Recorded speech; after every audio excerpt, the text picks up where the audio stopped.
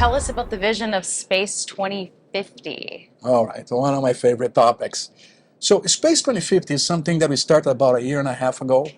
As part of my role running the R&D organization, we need to be envisioning the future and then developing the technology that will make that future a reality. It's not as much as it is about predicting the future as envisioning it. Right. So we do understand that a lot of that envisioning, we're not going to get all of that right, and that's okay.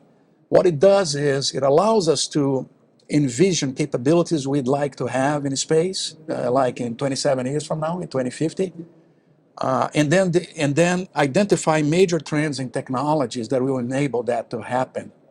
So we picked 2050 for the following reasons. We wanted it to be far enough out in time that we have enough time to develop a clearly novel technology that will enable us to do things differently, Right. but not so far in the future that it becomes science fiction. Sure. So that's what it's about.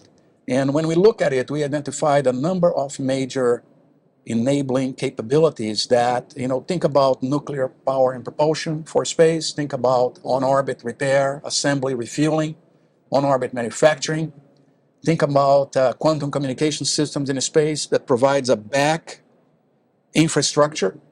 When new systems come up, they tie to that infrastructure in the same way that you connect, in your home to the internet and so on, and that's all, simplifies being able to take advantage of that infrastructure. Think about lunar mobility, power on the moon, communications on the moon and Mars, those kind of infrastructures. So those are some of the key areas that we are developing technology for. We talked about directed energy a moment ago, and a lot of those technologies are really applicable to power beaming. Sure. Right? So if you had a central power station, nuclear or solar, in space or on the moon or Mars, you can now beam power to different assets, different locations.